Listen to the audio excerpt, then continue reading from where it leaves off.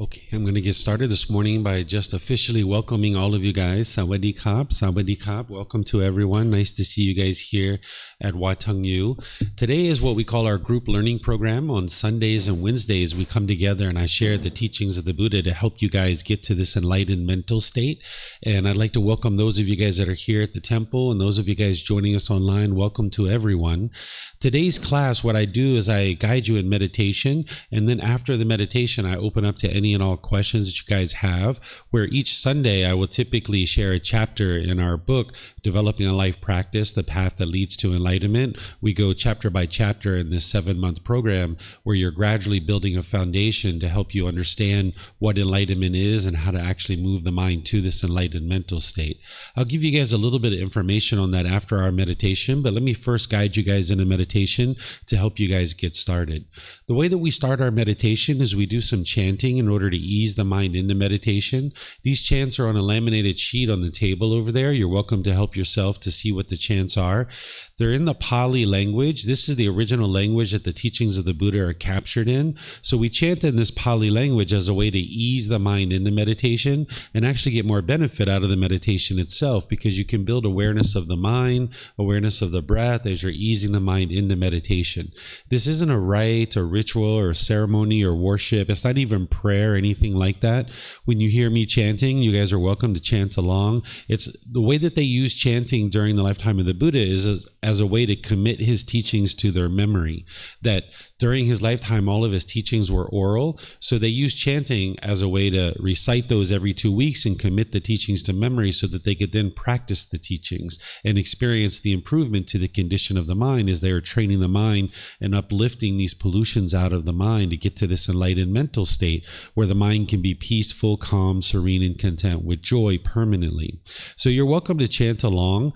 If you get the laminated sheet, you'll see the English translations on there, and you're going to notice a lot of gratitude and respect and admiration for the Buddha when you see the translations. I don't suspect that the Buddha actually created these chants himself, because a Buddha has already eliminated any kind of arrogance or pride or boastfulness, measuring and comparing, putting themselves above people or below people, that by the time you get to enlightenment, you've dissolved the ego, that you're no longer walking around with that boastfulness and arrogance. So I suspect his students created these chants either during his life or after his death as a way to honor and respect him. If you learn from a teacher how to move from sadness, anger, frustration, irritation, annoyance, guilt, shame, fear, boredom, loneliness, shyness, resentment, jealousy, all the displeasures that the unenlightened mind experiences, and you were able to move to this peaceful, calm, serene, and content mind with joy, where the mind is permanently peaceful, you would have a lot of respect and gratitude for that person too. And the Buddha didn't want anything from his students. He didn't expect anything. So that's why I suspect that his students created this either during his life or after his death. Today, like I mentioned, we just use it to ease into meditation and get more benefit out of the meditation itself, rather than 5, 10, 15 minutes into the meditation starting to get benefit. You can actually kind of invigorate the mind, develop awareness of the mind and awareness of the breath, so that you can get more benefit out of the meditation itself by easing the mind into meditation with a chant. Then once we're in the meditation, you guys are starting to meditate, I'm going to be guiding you guys through my voice to help you guys understand how to meditate. And that period of time, it'll probably be about 5 minutes or so that I'll be guiding you. But then there'll be a period of time where I'll just be quiet. I won't be saying anything. You're going to hear the occasional car, or maybe a dog bark, or a bird chirp, or something like this. But all of these sounds that you hear, they're not permanent. They are impermanent. You'll hear me guide you in the meditation that you can just bring your mind back to the breath rather than dwell on that thought about the sound or anything like that. Then after we go that period of time where we're just meditating together, then we'll come out of the meditation with some more chanting as well, and that'll help ease the mind out of meditation. And then from there, I'll share some more things with you guys to help you get kind of a little bit of an introduction to the teachings of the Buddha, and then I'm just going to open up to any and all questions that you guys have related to the teachings of the Buddha, because this is a great time for you guys. If there's anything you're seeing in Thailand or anything that you've seen or read or heard that you would like to ask questions about, you can ask those questions questions. Whether you're here at the temple or you're online, you'll be able to ask questions. So in terms of your body positioning for meditation, usually people are learning in the seated position, but we have 4 different positions to meditate in. They're seated, lying, standing, and walking. But since most people learn in the seated position, either sitting on the floor or in a chair, I'll guide you guys in the seated position. What you usually like to do if you're on the floor is you like to cross your legs just lightly and put a cushion under your rear. Some people like to even have multiple cushions under their rear. Some people like to move their legs off the mat. This helps get the hips up in the air, and it lessens the angle at the hips, the knees, and the ankles, and allows the circulation to flow more readily in the lower body, because you're not interested in being in pain. Anytime you experience pain, you should shift your body position or just move to a different body position. So if you need a chair at any time, feel free to get a chair. With the hands in the arms, the Buddha put his right hand over his left with his thumbs together, and he put this into his lap. But this practice isn't about everybody doing it exactly the same. It's not possible for everyone to have the same exact body position. So some people like to put their palms on their thighs or on their knees. Some people put their palms up. You might even just rest your hands in your lap. Whatever is comfortable for you. The lower body and the hands and arms should be nice and comfortable. The upper body should be erect. By having the sternum up and the shoulders back, this allows you to breathe into the lungs and fully fill up the lungs. It also helps to keep the mind attentive and alert during the meditation so that you can actively train the mind during the meditation. So if you were slouched, the mind would have a tendency to be dull or lethargic. But if you were real rigid, the mind might be overactive or uptight. So you'd like to be in the middle with the upper body, where there's some erectness to the upper body to give you a chance to breathe, and then also to keep the mind attentive and alert during the meditation. So again, I'm going to ease us into meditation with some chanting, and you guys are welcome to join along. And then afterwards, I'll be back with some guidance.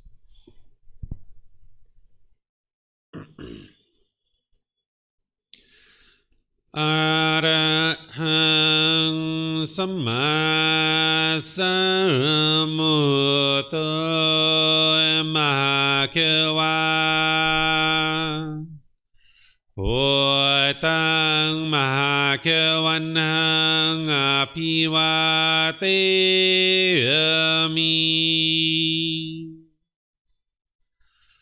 Savakato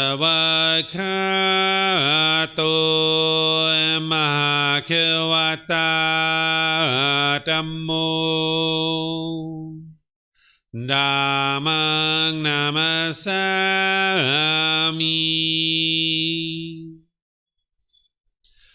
Supatipano Mahakevato Savaka Sangho Sanghang Namami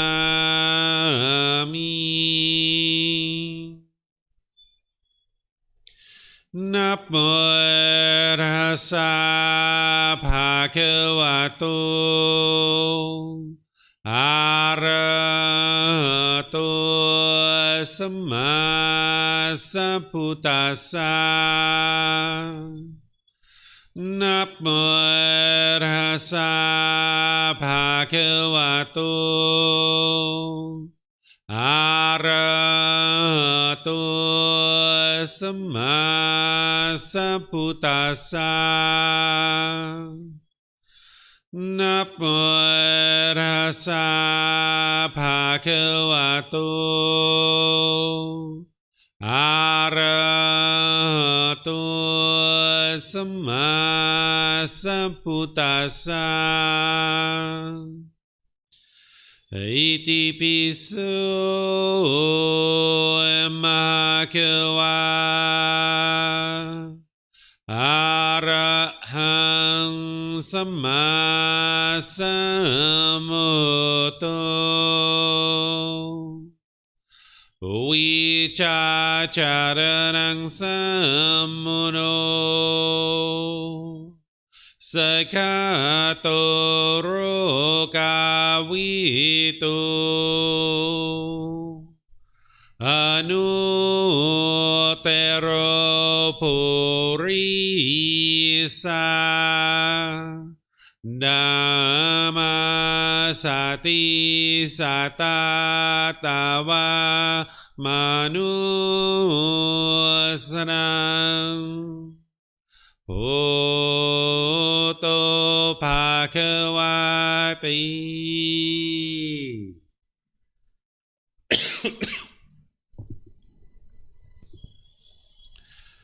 Okay, with the lower body and hands and arms comfortable, and the upper body erect, just close the eyes and start breathing in through the nose and out through the nose. Here you would like to just establish the breath. A nice, natural, steady, consistent breath. Not forced or controlled. Just a gradual inhale through the nose, experiencing the full breath. And then, when you're ready, exhale out through the nose. Breathing in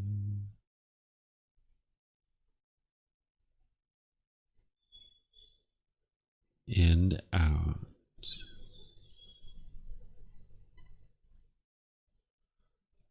Breathing in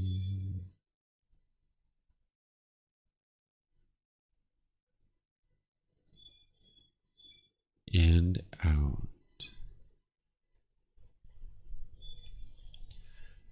Your breath may not match up with the guidance that I'm providing, and that's okay. This is your practice. I'm just here for guidance. You can use this voice as a reminder that whenever you get to your next inhale, breathe in gradually through the nose, developing a nice, natural, steady, consistent breath. And then, when you're ready, exhale out through the nose, experiencing the full breath. Breathing in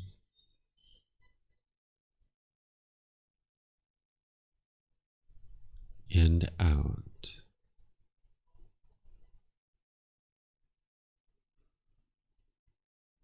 Breathing in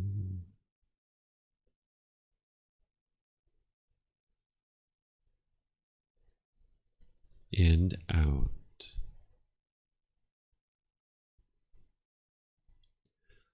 Once the breath is well established, start fixating the mind on the breath, either the sound of the breath coming into the nose or the sensation moving over the skin into the nose. The breath is the present moment. Fixate the mind on the breath, the present moment. Breathing in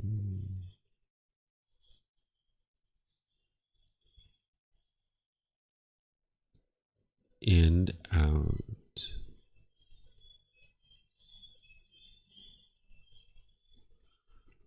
Breathing in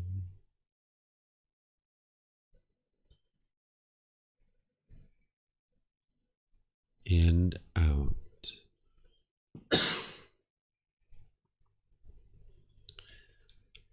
With the mind fixated on the breath, whenever you notice that it moves off the breath, cut that off, let it go, and come back to the breath, the present moment. No need to observe the thought, label it, judge it, analyze it, or even try to figure out where it's coming from. Whenever you notice that the mind is moved off the breath, cut that off, let it go, and come back to the breath, the present moment. Breathing in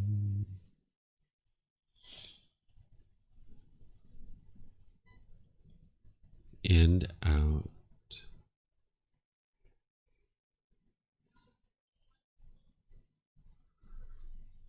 Breathing in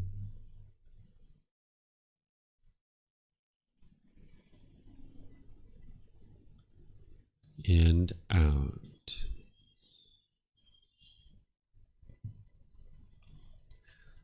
I'm going to be quiet now and let you do this work of focusing on the breath, cutting off and letting go anytime the mind moves off the breath.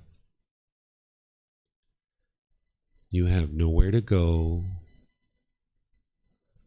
There's nothing to do. No one needs you right now. This is your time to focus on the breath. Breathing in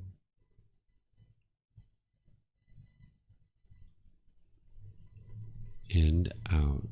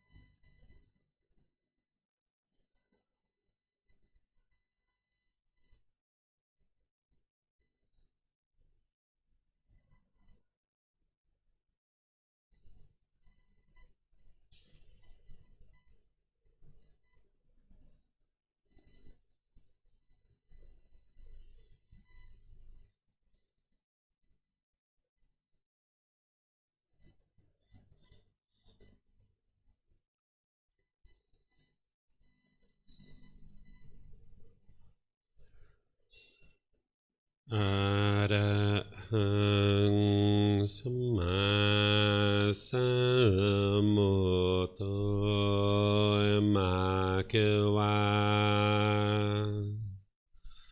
พุทธังมะเกวันหังอภิวาเทมิ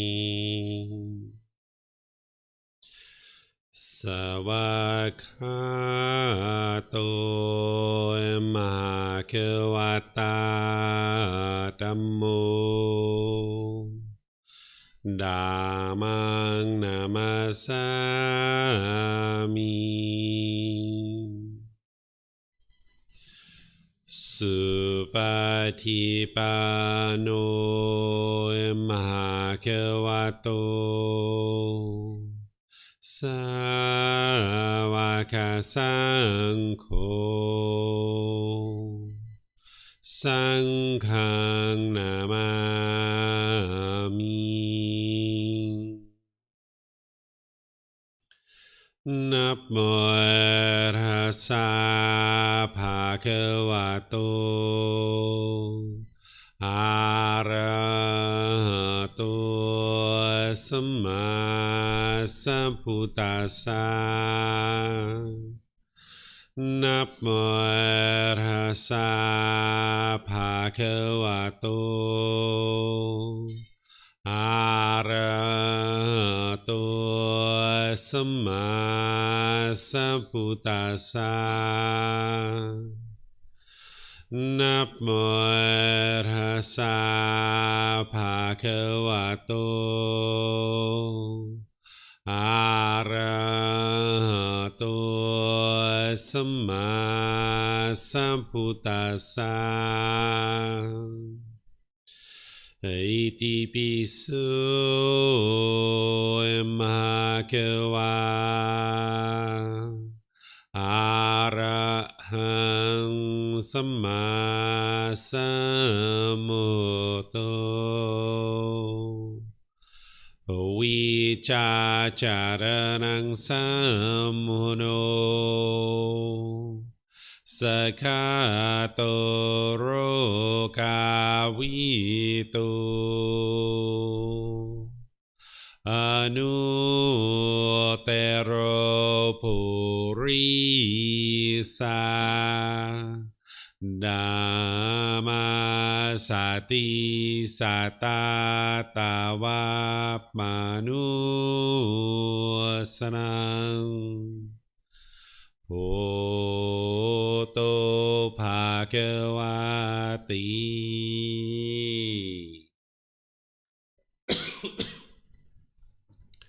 If you guys would like to slowly make your way out of meditation,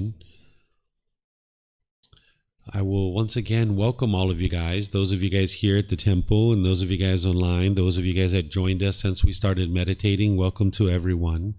For those of you guys that are here at the temple, if this is your first time here, I'd just like to let you know that there's a bathroom in the back of the room, the very last door on the right. You're welcome to use that at any time and get up and use that. Feel free to use it as you like and come and go as you please. We have some water here that you're welcome to help yourself to as well. The students provide this for you guys. If you guys would like to have some water, help yourself. There's even some bathrooms outside the classroom. If you go outside, you can follow the signs around to the main bathrooms of the temple. As I mentioned, today is a day where I just open up to all questions that students have related to the teachings of the Buddha. Anything that you're seeing in terms of the temples around Thailand or anything related to the Buddha's teachings that you would like to ask questions about, whether you've seen this in a book or on TV or somebody told you about something or just your own impressions. If you have certain questions related to the teachings of the Buddha, you're more than welcome to ask those.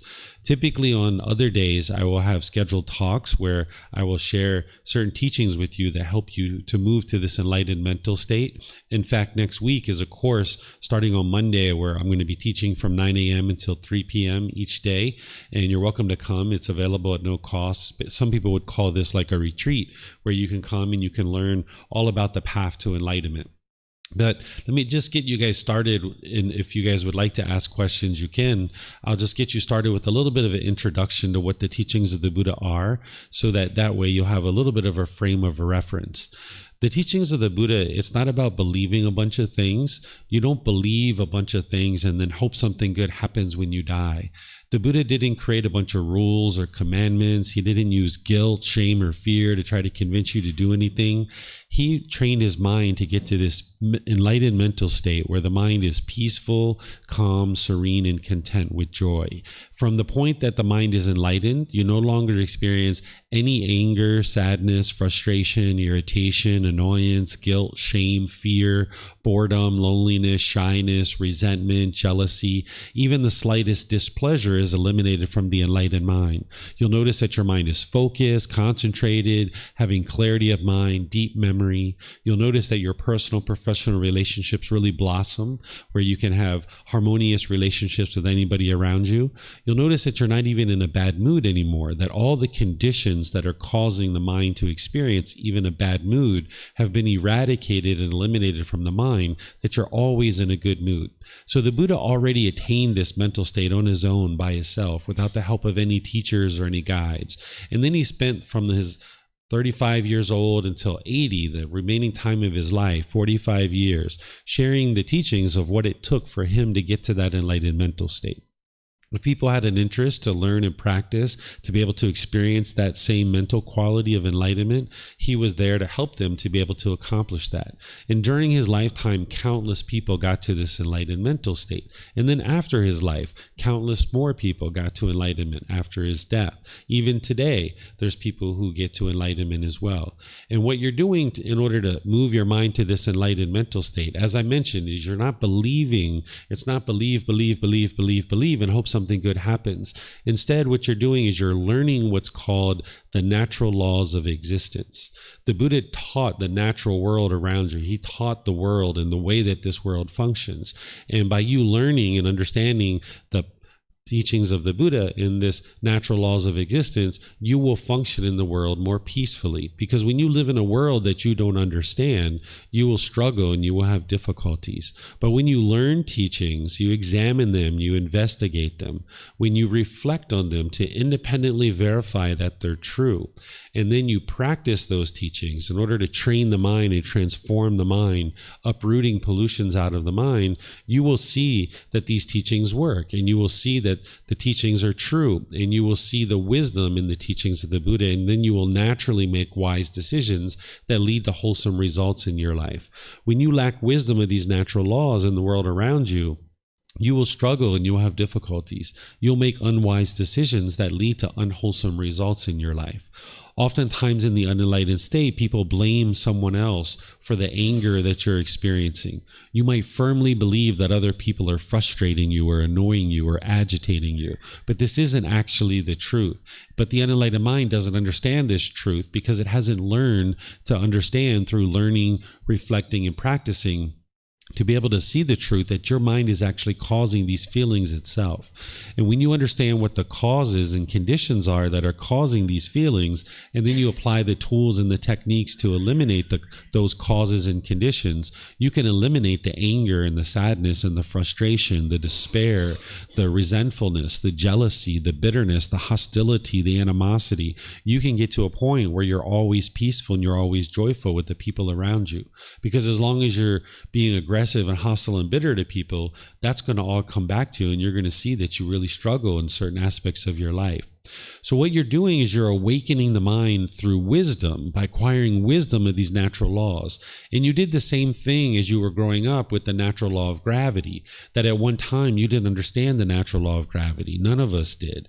And as we were growing up, we struggled with this natural law. We fell down, we hit our head, we broke our toys, we had all kinds of difficulties. Because of our lack of wisdom, we made unwise decisions that produced unwholesome results in our life. But slowly but surely, we investigated this natural law.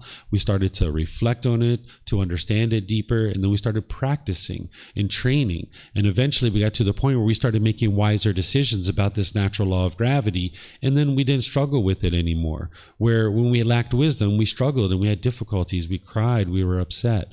But as we gradually awakened our mind to wisdom, we were then able to make wise decisions to the point where now we can ride a bicycle, we can climb a ladder, we can get on airplanes, we can do all kinds of things related to this natural law of gravity. We no longer struggle anymore. We look at the surface of the sidewalk when we walk, we maybe tie our shoes a little bit tighter, we take our time, we're not as giddy and jumping around like we once did as a kid.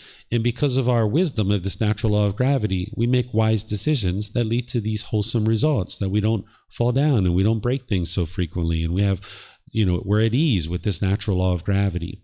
Well, the same thing needs to occur related to all these natural laws that the Buddha taught. In order to help you awaken to this wisdom, you're going to need to learn, reflect, and practice. And as long as you lack wisdom in these natural laws, you'll struggle and you'll have difficulties in the world, just like you did with the natural law of gravity. You will naturally make unwise decisions that are going to produce unwholesome results in your life. And what the unenlightened mind will typically do is anything that you experience in life that you don't particularly care for, is you will typically blame it on other people.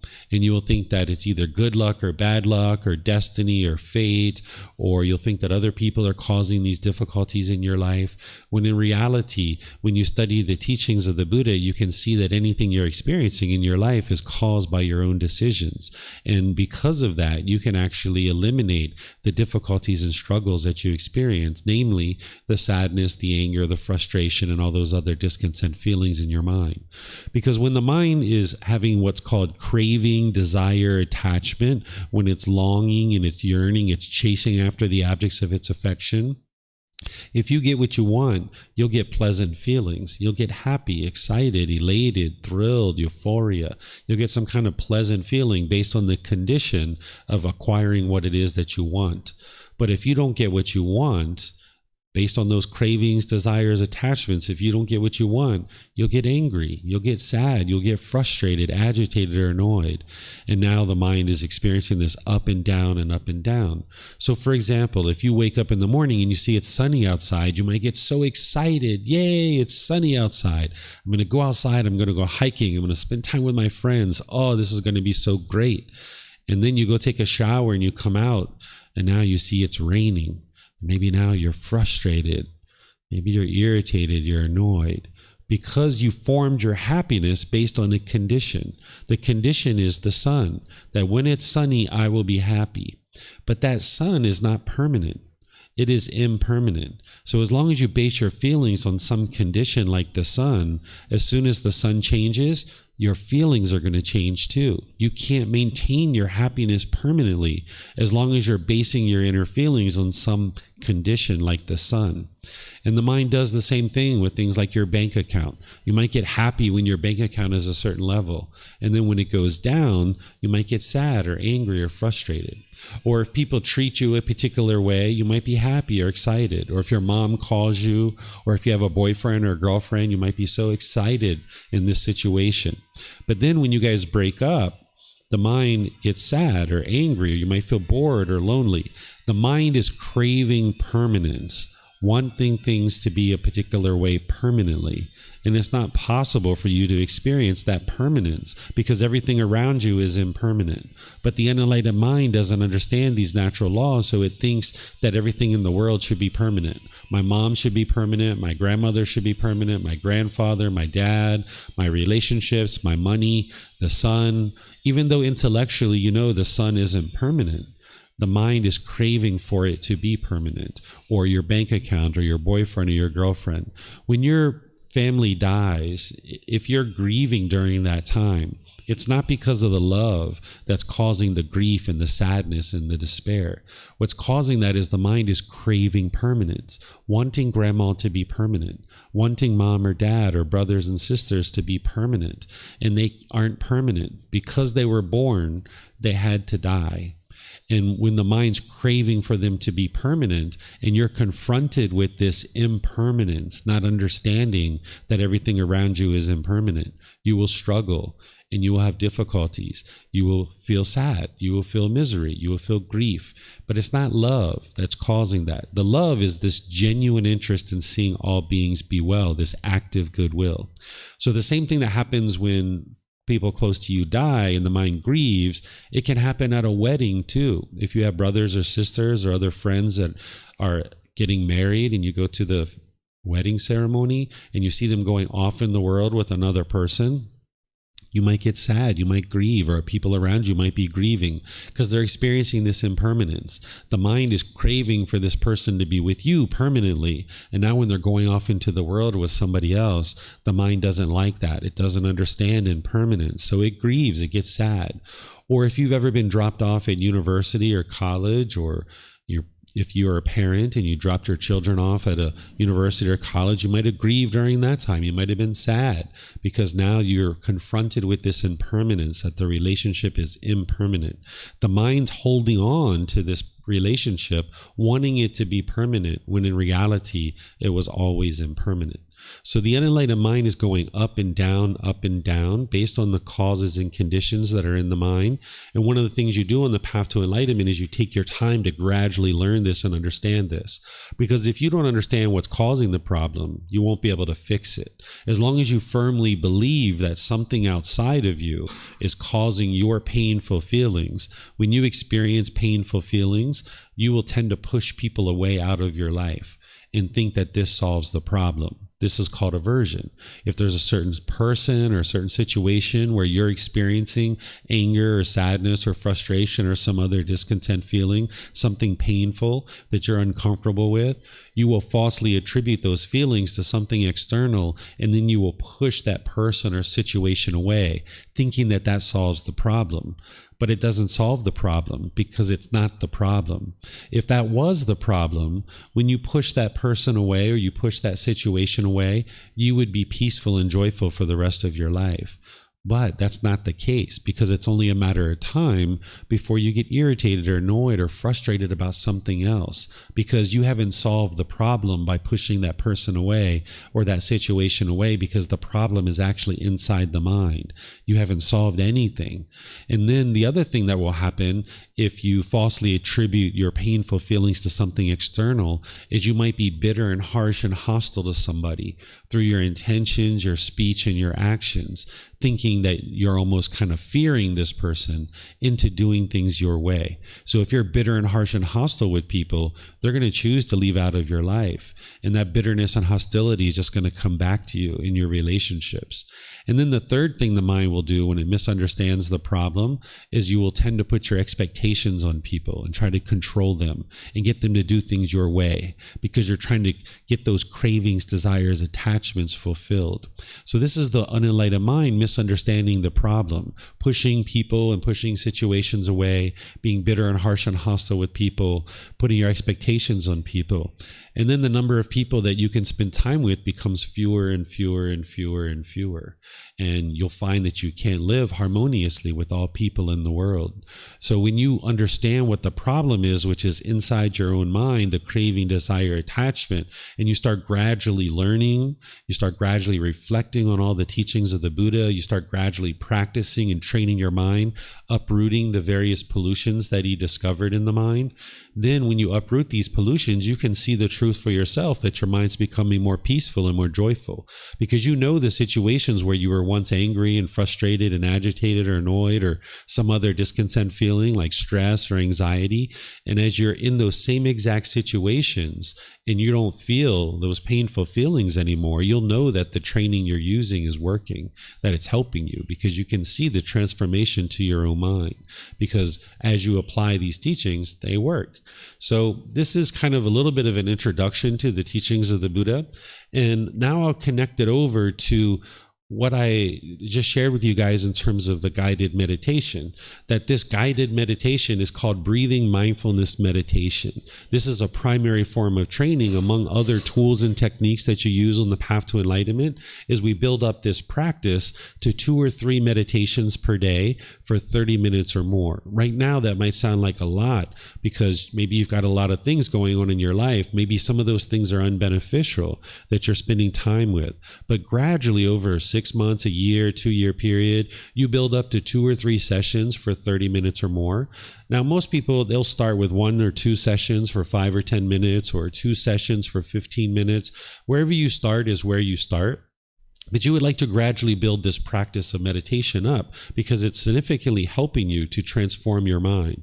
What you'll notice is that frequency is more important than duration, that if it's a matter of one meditation for 30 minutes or two for 15, if you go for the 2 for 15, you're going to notice more benefit and then gradually expand that.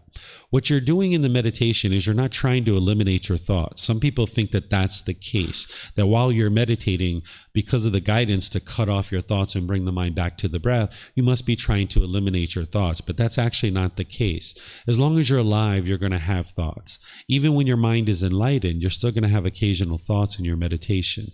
But there's a difference in the unenlightened mind versus the enlightened mind. In the unenlightened mind, you'll tend to get bombarded with thoughts. If this is the first time you've meditated or you've recently started meditating, when you closed your eyes and started focusing on your breath, you might have had this bombardment of thoughts, lots of rapid thoughts.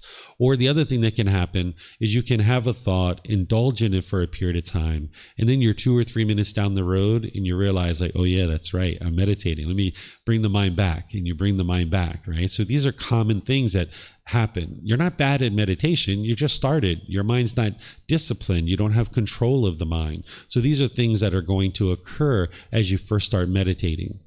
By the time you get to enlightenment, you still have thoughts during meditation, but they're occasional thoughts. In between those thoughts, you will have stillness and quietness in the mind. But when you have a thought, you'll know it, and you'll be able to easily cut it off and let it go. In the unenlightened state, you're building and developing what's called mindfulness or awareness of mind.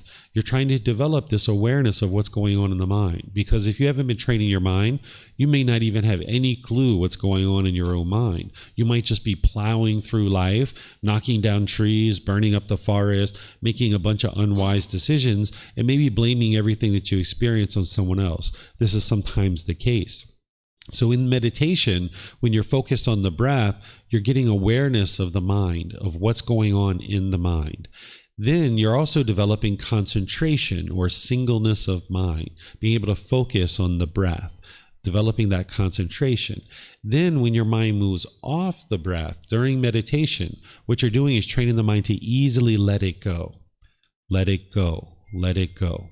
Because that craving, desire, attachment that's causing the mind to experience discontent feelings, the longing, the yearning, the chasing after the objects of your affection, that's what's causing these discontent feelings. So if you can train your mind to let go, then you can get to peacefulness, you can get to joy. Because as you're aware of your thoughts in daily life, you can then see that the anger is arising. You can observe and notice that the frustration is coming, that the guilt or the shame or the fear or the boredom or the loneliness or the shyness or any of these other discontent feelings. And when you can notice it with your mindfulness, you can then cut it off, let it go. And you can ultimately get to the point where it will no longer arise again. So in meditation, this breathing mindfulness meditation, we're cutting off anything and everything that arises because you're training your mind to easily let go, let go, let go, let go. But then in daily life, you're only cutting off the unwholesome aspects that are arising. So if you're noticing anger arising or frustration arising, or you have an unwise thought, maybe you're thinking about killing someone or stealing something, or maybe having sexual misconduct or lying or taking substances that cause heedlessness or something like this. If you notice those kinds of things coming up, you can cut that off and let it go if you've been training your mind regularly. So you're exercising your mind in one way, and then you're practicing a little bit different. Just like a professional athlete. A professional athlete might be a pole vaulter, and when they go to the gym, they're training cardiovascular training, weight training, agility training. But when they go perform their sport, they're doing pole vaulting. So the same thing is true that when you're exercising the mind in meditation, you're exercising it in one way, which is you're cutting off anything and everything that's coming up so that you can get used to letting go. And then in daily life, you're just cutting off and letting go of any unwholesome thoughts, any unwise thoughts, anything that's coming up that you're trying to cut off and let go of. You'll be able to do that if you've been meditating in this way. So this is one of the meditations that we use. There's other meditations as well. There's other teachings as well that an individual would need. But this is just a little bit of an introduction for you to help you understand what you're doing on the path to enlightenment is you're training your mind to get to this peaceful, calm, serene, and content mind with joy that is permanent. By the time you get to enlightenment, it's physically impossible for you to ever be angry or frustrated or irritated or any of those other discontent feelings. It's physically impossible for you to ever experience those ever again because you've uprooted the causes and conditions in the mind that are causing that. There's these 10 pollutions called the 10 fetters that the Buddha discovered, and then he taught you how to actually eliminate them from the mind. And as you uproot those pollutions, you'll see your mind becoming more and more peaceful and more joyful. So if you guys have questions here in the temple, we have microphones here in this white bowl that if you guys could get a microphone, you press the gray button on the front, the light comes on, you just wait a second and hold it up to your chin, and then we'll be able to hear you here at the temple, and the people online will be able to hear you as well. And if you have the mic, you can keep it with you, and that way if there's people around you that would like to ask questions, you can just pass it around and share the mics. If you're online and you would like to ask questions, you can put that into Facebook, YouTube, or Zoom, or you can raise your hand in Zoom and ask any questions that you like. So does anybody have any questions that you would like to ask about the teachings of the Buddha, anything that you've been seeing or anything that I've talked about?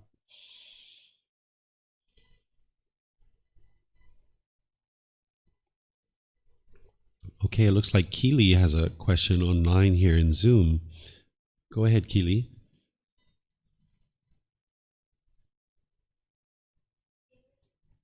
In the book Volume 1, I saw the word ordained practitioners, and I don't understand this. Does it refer to the monk? And also there's a sentence that he ordained females to provide females and ordained path to attain enlightenment. What is this? Can you repeat that last sentence that you mentioned? The sentence says, here I think it refers to the Dhamma order. Ordained females to provide females and ordained have to attain enlightenment. Okay, I think I hear what you're saying 100%, but let me just clarify, and if I don't answer your question 100%, feel free to ask follow-up questions. So yes, an ordained practitioner is what we would refer to as a monk. There's male ordained practitioners, there's female ordained practitioners. You don't see so many female ordained practitioners here in Thailand because by the time the Buddhist teachings came from where we think that it came from is Sri Lanka over to Thailand, the females didn't come with the males when they were traveling, but now they're kind of invigorating the female ordained practitioners here in Thailand. There's about 300 or 400 of them that exist, so you don't see them very frequently, but they're growing and expanding. So an ordained practitioner is someone who's entered into homelessness, essentially.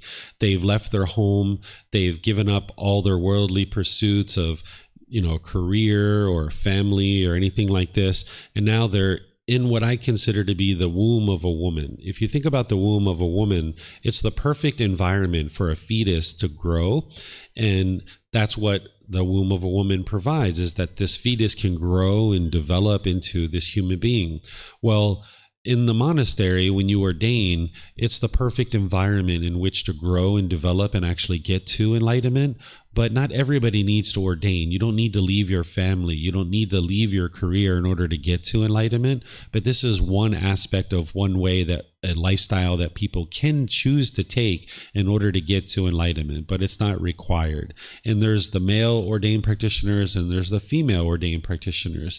The Buddha provided the opportunity for males and females to ordain. And nowadays we see that that's the truth. That's the same thing today, that we see males and females ordaining in order to get to this enlightened mental state.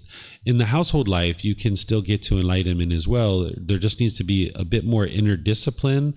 You need to peel yourself away from certain temptations that you're maybe facing on a day-to-day basis, and you need to clear out your life and create more space for you to actively learn and grow and develop. Because in an ordained lifestyle, they're not working in terms of like a career. They don't have a wife or a husband. They don't have children to attend to. So they're going to have a lot more time to be able to read books and attend classes and courses and retreats and do meditation.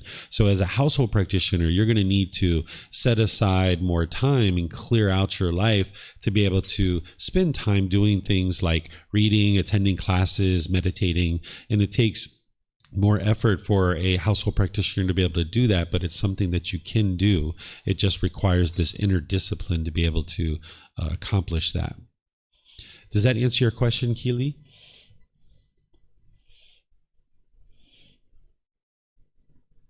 Thank you. Okay, you're welcome. Pleased to help you. Does anybody here have any questions? No? Okay. All right. If we don't have any questions, I'm just going to end class because I hold these classes for you guys to learn. And if you guys don't have any questions, then, we can just wrap things up here. Yes, ma'am.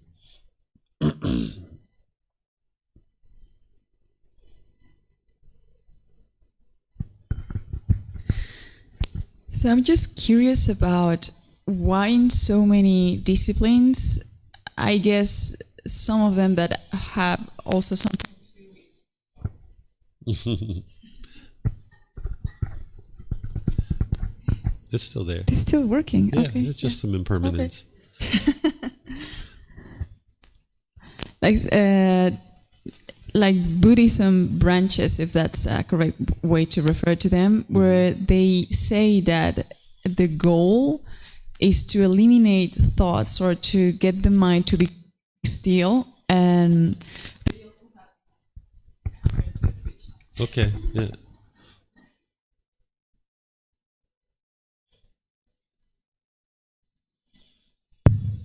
They also have this word called mauna.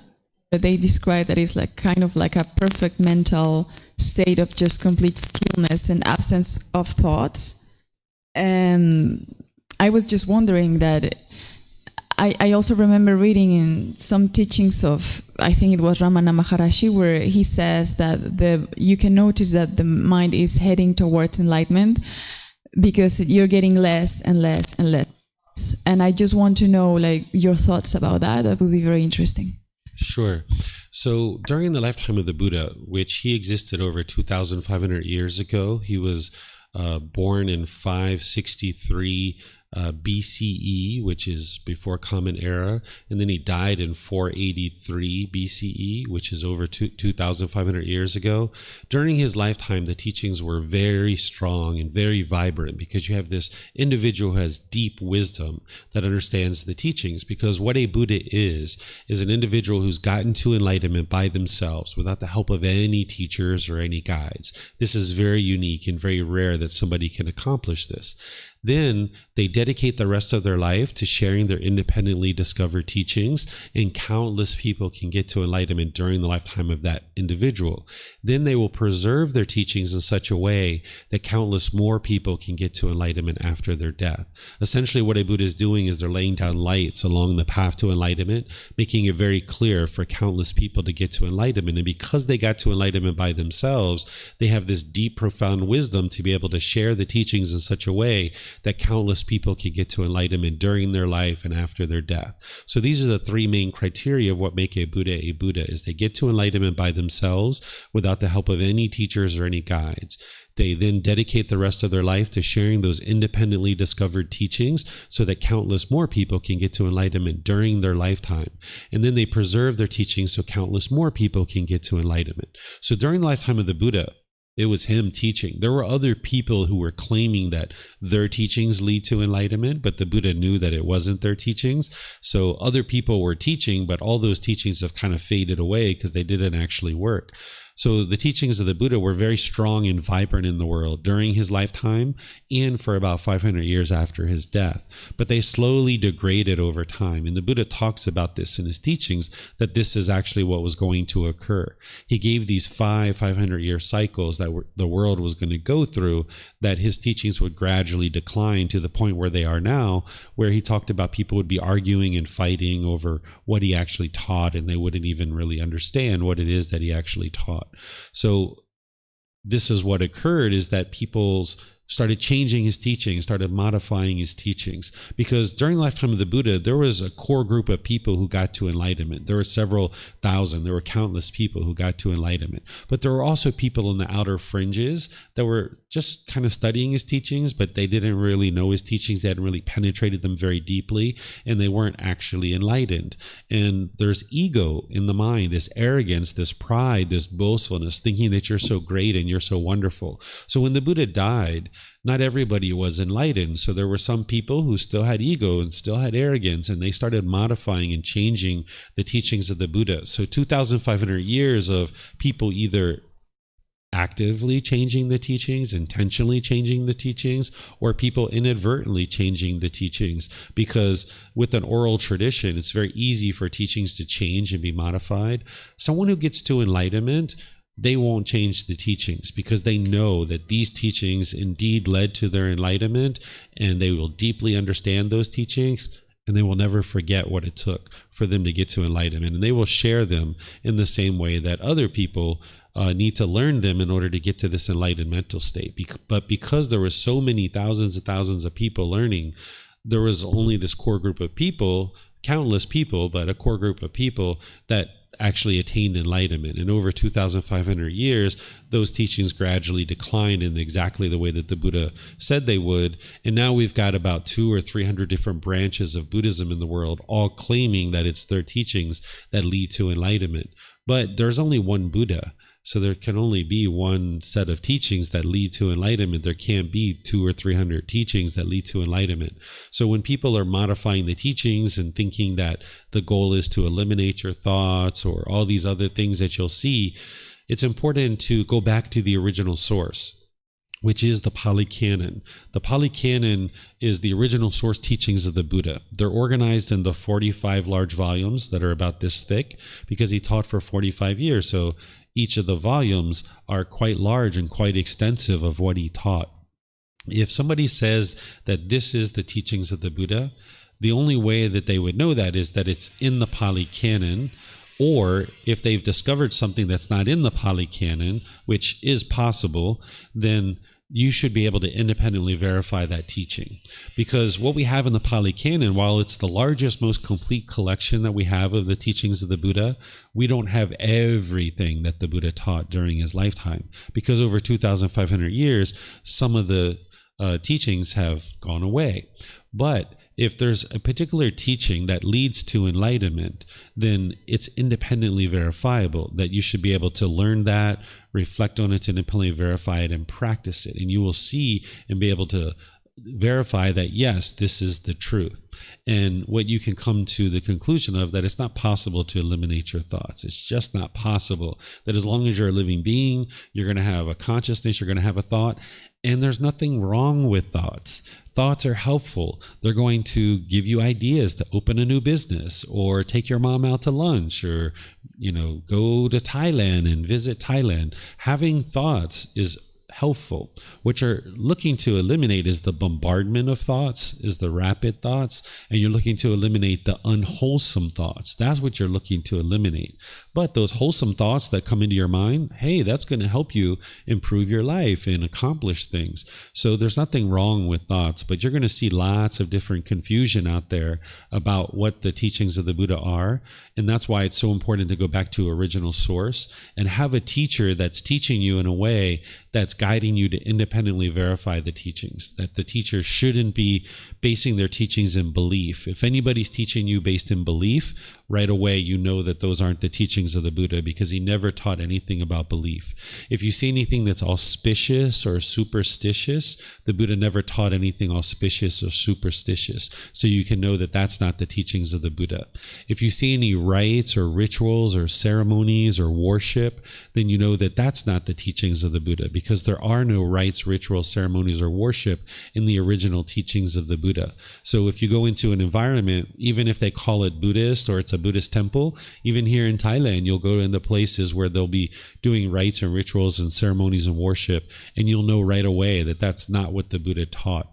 So there's little indicators like this where you can get to the original teachings. Anybody who's helping you get to enlightenment should, based on the teachings of the Buddha, should be basing their teachings on the Pali Canon. And then anything that's not in the Pali Canon that they've needed to discover, then it will still be able to be independently verifiable, and you'll be able to verify the truth for yourself. Mm-hmm.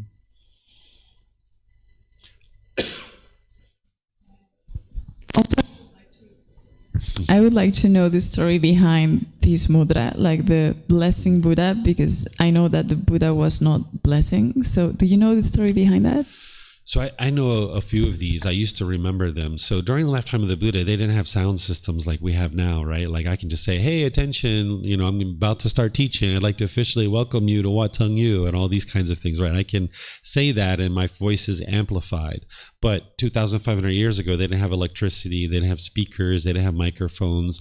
So the Buddha would teach in these large groups of people, and the way that he would let people know that he was teaching, or he would remind them of certain teachings, was through hand symbols. So if you can imagine 500 people sitting in a field somewhere, or sitting, in some location, he couldn't necessarily project his voice loud enough to let everybody know that he was about to teach, because people would be talking and conversating. So he had this hand symbol where he put his hands like this in order to kind of let people know, like, attention, I'm about to start teaching, right? And everybody knew that if he did this hand symbol and he held it like this, that no matter how far away they were, if they could see that, then they would know he was about to start teaching. So this is one of the symbols that he would use. And then he had another one where he put his hand like this, which is reminding people of the 5 realms of existence, and that you can get to enlightenment through the human and heavenly realm. So the thumb is the heavenly realm, the index finger is the human realm, the middle finger is the afflicted spirit realm, the animal realm is represented by the ring finger, and the hell realm is represented by the pinky. And this is actually the number of beings. Like if you look at your hand, there's the least beings in hell in the heavenly realm, and there's the most beings in the afflicted spirit realm. And then you can see like kind of like the animal and human realm, there's less in the human realm, there's a lot more in the animal realm. So in the human and heavenly realms, you can actually get to enlightenment. So he would circle like this, because to remind you of the cycle of rebirth, and that you can get to enlightenment through the human and the heavenly realm. And then these lower realms, you can't get to enlightenment there. So these realms of existence, you can actually independently verify these too. The heavenly realm, of course, you can verify the human realm. There's the afflicted spirit realm, which some people refer to as ghost or hungry ghosts. The animal realm, you can independently verify that animals exist. And the hell realm as well. Maybe right now you don't have the wisdom of how to independently verify those, but as you get into the teachings of the Buddha and you see what he taught, you can actually independently verify that these realms exist. And he would sometimes use hand signals to remind people of his teachings, or to get their attention, or something like that. And these are the ones that I remember, but there's all kinds of them. And people will put them on the internet and stuff like this. But you're going to see one person says that this symbol means this and that symbol means that. These symbols, we don't need them anymore today. I think they're interesting to look at, but you don't need them in order to get to enlightenment. So even though at one time I had a lot of these memorized, I've let all that go in order to focus on what does it really take to get to enlightenment. That's what I would encourage you guys to focus on. But then as you have time and you would like to explore these other things, why not? If you would like to explore them and understand them, because it's quite interesting to understand. Mm-hmm. You're welcome. Are there any other questions you guys have? Junko? Yeah, go ahead.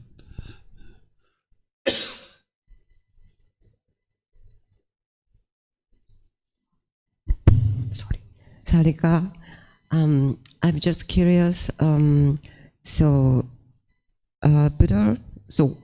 left the royal palace. Then so he just started by themselves, so running or to get enlightenment.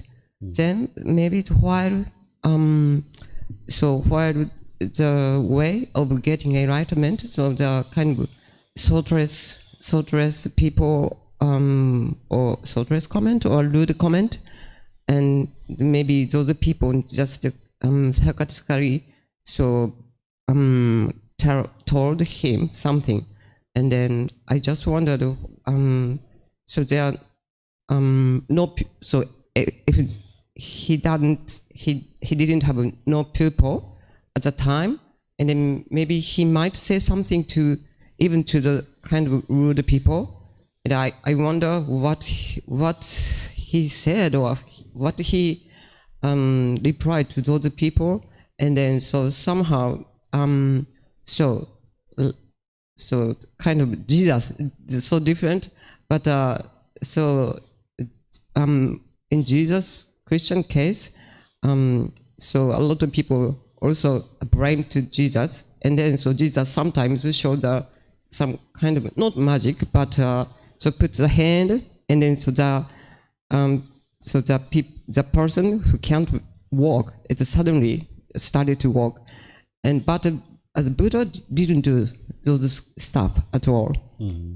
And it's curious. So, what Buddha wisely so dealt with those people. So why do you before going to enlightenment? Okay.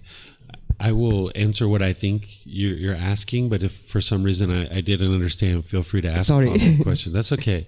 So a Buddha doesn't perform a bunch of miracles. They don't go around and try to convince people that they are a Buddha.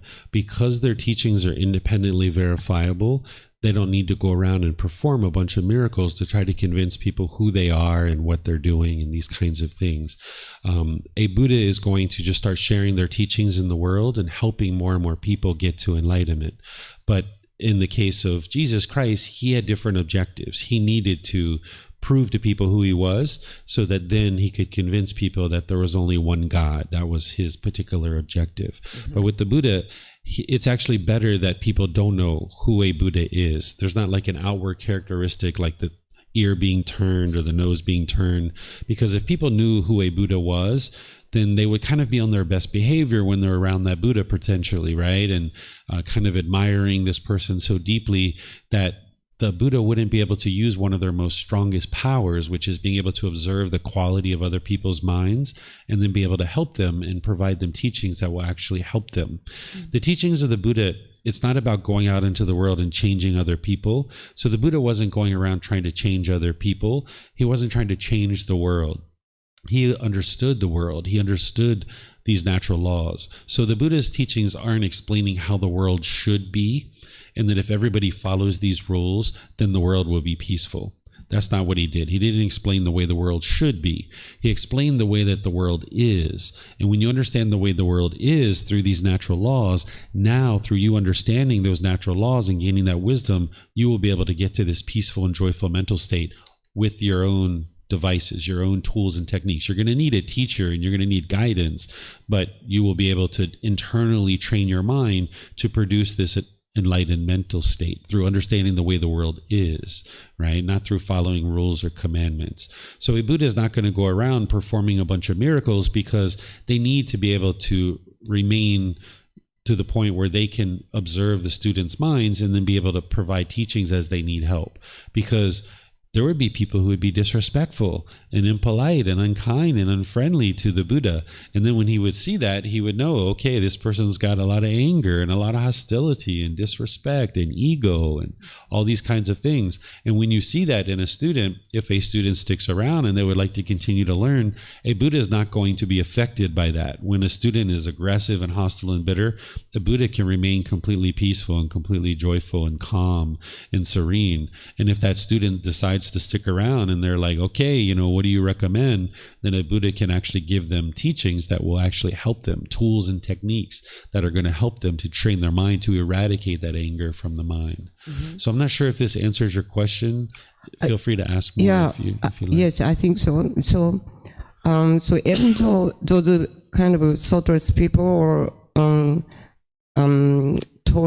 tell Buddha some rude comment, but he's always cool, and then so kind of wisely replied to them. So and so even so he gave some nice wise way of getting enlightenment. So to those people who critically or who criticize to Buddha, sorry, and I mean, so the Buddha always so kind of so answer very wisely. So kind of no, of course no fighting, but always cool, and then not even cool, but also so some extra kind of good word to them. So those people who are so rude. So do you think so? Yeah, it's not like I read the Buddha's Life kind of book. I haven't read yet, but just I wondered. So if he encountered such a kind of a harsh point, so I just wondered. So how he replied, how he dealt with those people. So yeah, maybe he's not so different from me. So maybe it's always kind of happy and cool, peaceful, and then sometimes like how should I say? If I stop talking, if I encounter those people, and then okay, I'm going to stop to talk. But sometimes so my stopping talking so affected those people, and then they might get angry more. Then so because I'm not so wise yet, but I just wondered, so Buddha's way of how to reply and how to deal the people always it's calm, peaceful, and so to know whoever who so I'm sorry. So let me answer that. Okay, I think your question is how to deal with people who are being right. bitter, or harsh, or hostile. Yes. Right? Okay. If you could turn that off so that we don't get the crackling.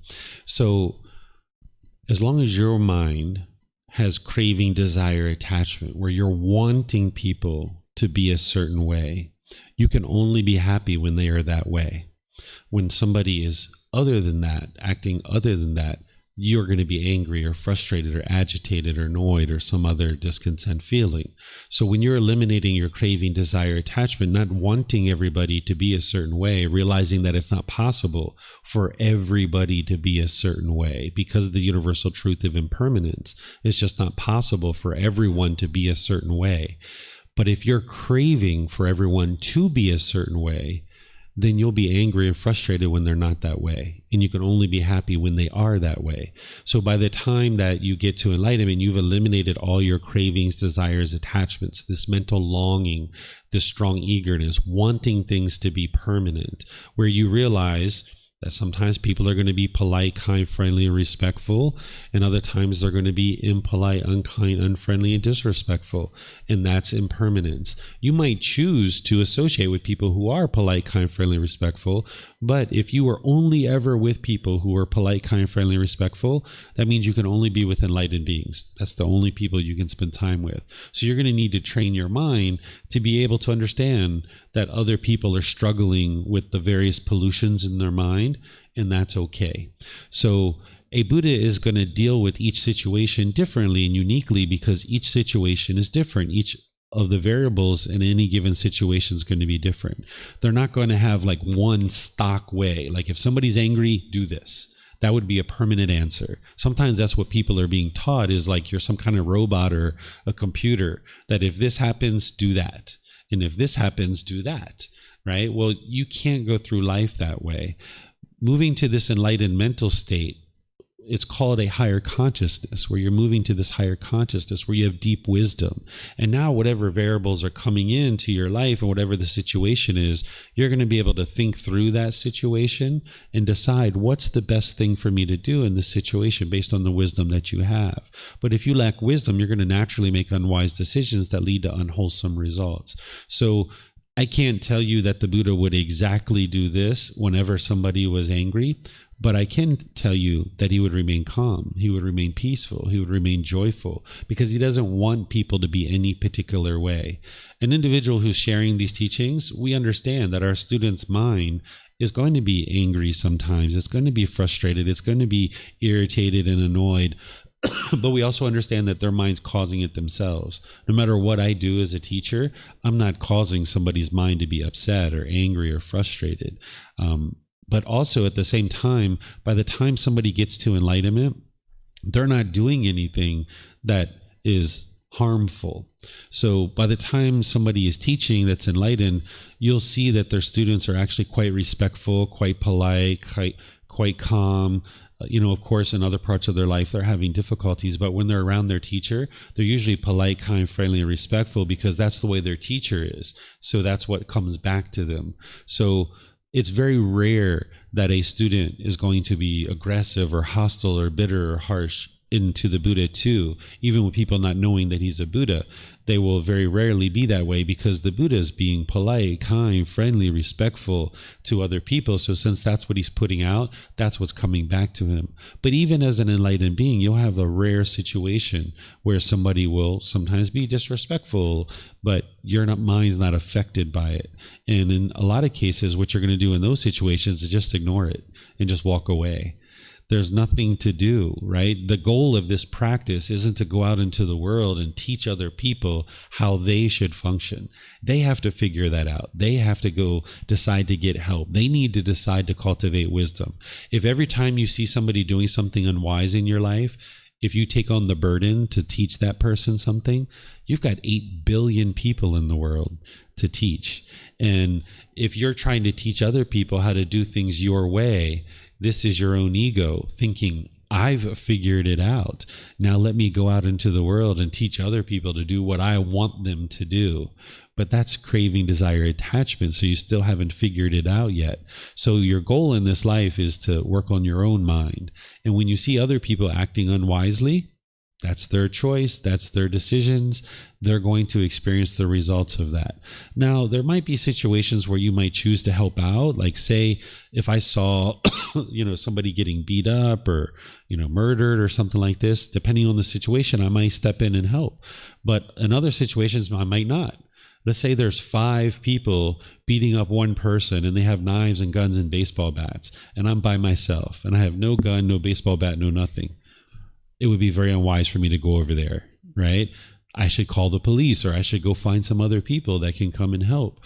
So that's why each situation is a little bit different, where if there's one person with a baseball bat trying to beat up this person and we've got 10 people, then maybe it makes sense for us to go over there.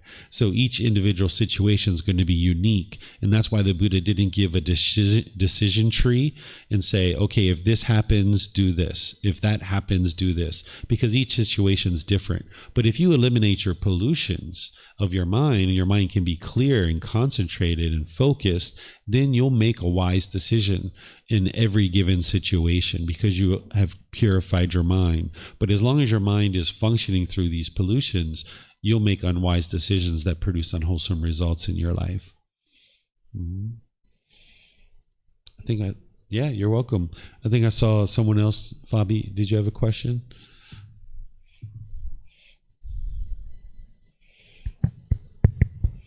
Yesterday we went to a temple. I don't remember the name, but I think it's one of the main temples here in the old city. Mm-hmm. And one specific place, they put it that woman cannot enter. It was forbidden for us.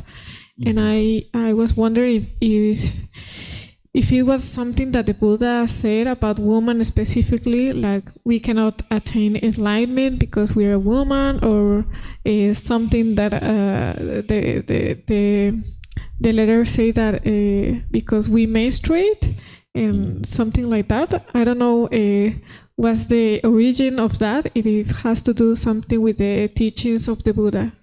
Yeah, so this has nothing to do with the teachings of the Buddha at all. He taught all people, males and females. What I suspect that the place you ended up was at the Silver Temple. And those of us that are understanding the teachings of the Buddha, we know that that temple is set up in such a way that it's not based on the original teachings of the Buddha. Because these temples are all independently operated, whoever is the master teacher at that temple, they can set up the temple however they like. And the Buddha never taught anything like that. And it's really unfortunate because it's a temple that's visited quite frequently, and people see those signs and they think that that's what the Buddha actually taught, when in reality he didn't. You can see in his original teachings that he taught males and he taught females too. And I know females that are either enlightened or very close to enlightenment. There's nothing different about a female's mind or the fact that she menstruates that is going to affect her to not get to enlightenment. A male, a female, someone who prefers same-gender relationships, a transgender individual, all these people can get to enlightenment because the mind functions very similarly. Now, the contents in each person's mind is unique to that person, but the way the mind functions in terms of the way the Buddha teaches you, it's the same from gender to gender in all even non-genders. We have non-genders today where people think about themselves as non-binary. So that's unfortunate that those things go on. You'll see that out in the world, and that's because of the independent way that each individual temple is structured and operated. But you can see not only did the Buddha teach women in his teachings, but you can see where he taught people to respect all people. You can see where he's teaching husbands to respect their wife and wives to respect their husbands. Sometimes people attribute like misogynism to the Buddha. They think that he degraded women, but this isn't actually true. If you see his original teachings, you can see where he's teaching people to respect everybody. What happens is people today might have anger, hatred, or these kind of things in their mind, and now they're somehow trying to use the teachings of the Buddha to propagate that. But when you go back to the original teachings, you can see that no, he was very much treating everyone to treat each other equally. And that's what it takes to be able to get to enlightenment. If somebody has hatred towards another being, if someone has ill will towards another being, they're not enlightened. If somebody thinks that only men can get to enlightenment, they're not enlightened yet. They haven't really deeply understood the teachings. So you'll see these kinds of things out there, but they're not true. Yeah, you're welcome. Did you have a microphone, man? I think you had a question.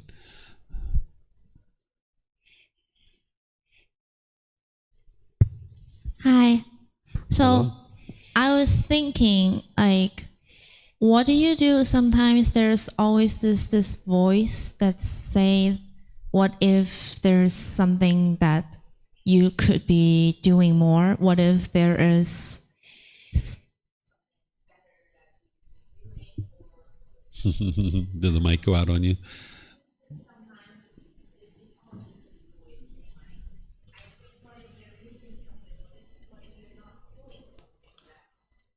Okay.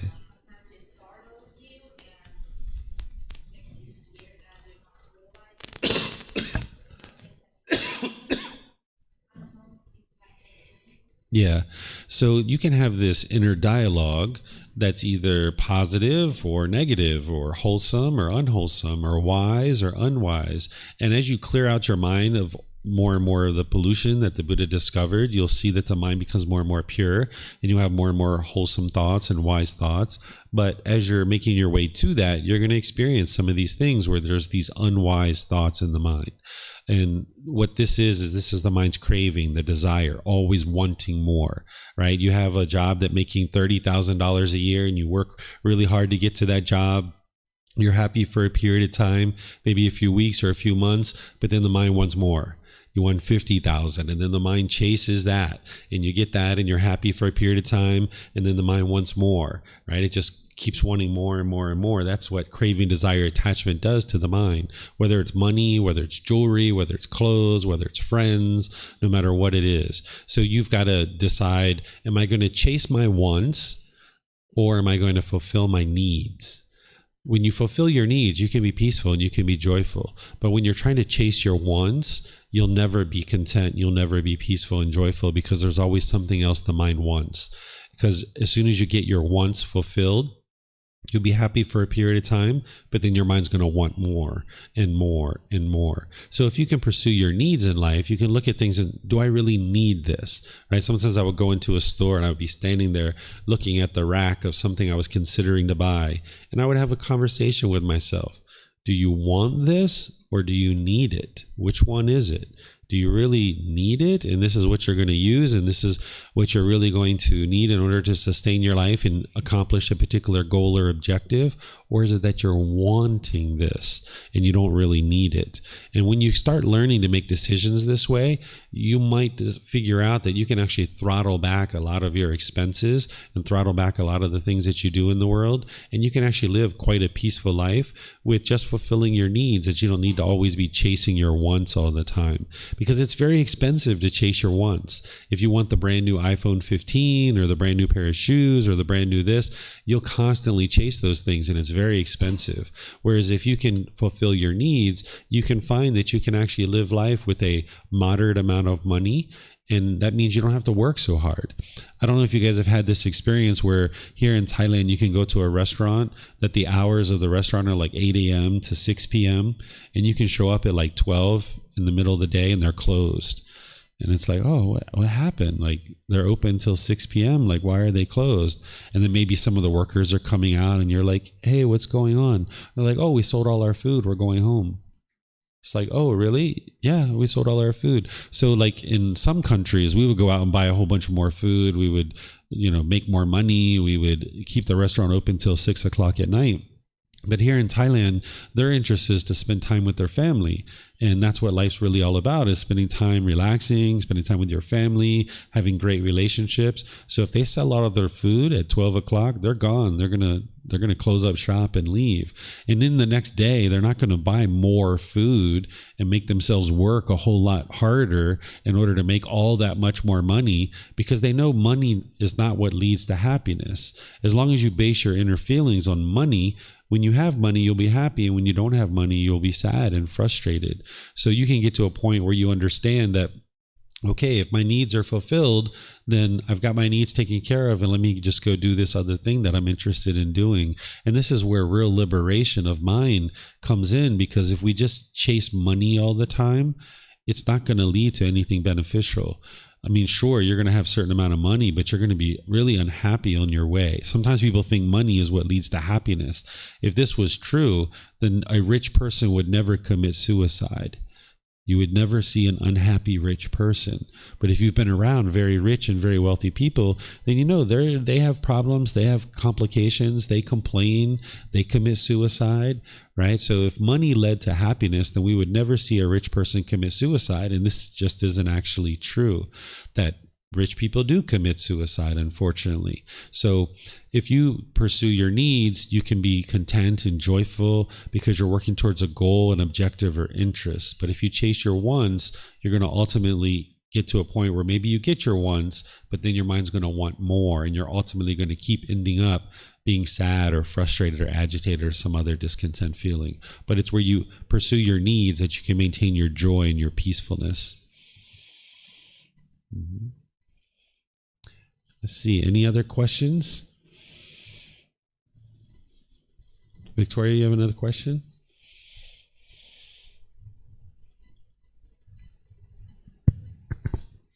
I remember listening to a podcast of yours where you mentioned that people in Christianism attaining the Holy Spirit would be something similar to enlightenment, if I'm not mistaken, or if I didn't misunderstand it.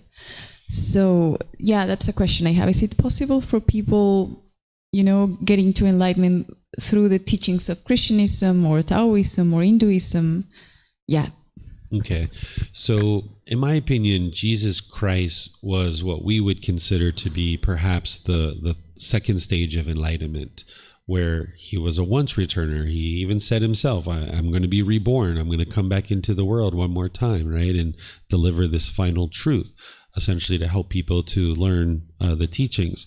So during his lifetime, he talked about things like love thy neighbor, which the Buddha would have said, have loving kindness and compassion for all beings. Jesus Christ talked about things like you reap what you sow, which the Buddha would have called that the natural law of karma, of cause and effect, or action and result, the results of your decisions. We could go point by point by point in Jesus' teachings and match them up and show how he tapped into these natural laws. These natural laws of existence, they're here and they're functioning, and different people have tapped into them at different times and described them in their own ways. A fully, perfectly enlightened Buddha is going to describe them very clear, very concise, because their mind has eradicated all the pollution and they've got this long life to be able to make sure that people truly understand the teachings. But with Jesus, his mind wasn't fully awake. So when he described the teachings, he only described things in a certain way, in a certain degree. He only taught for a very short period of time, maybe 1 to 3 years before they killed him.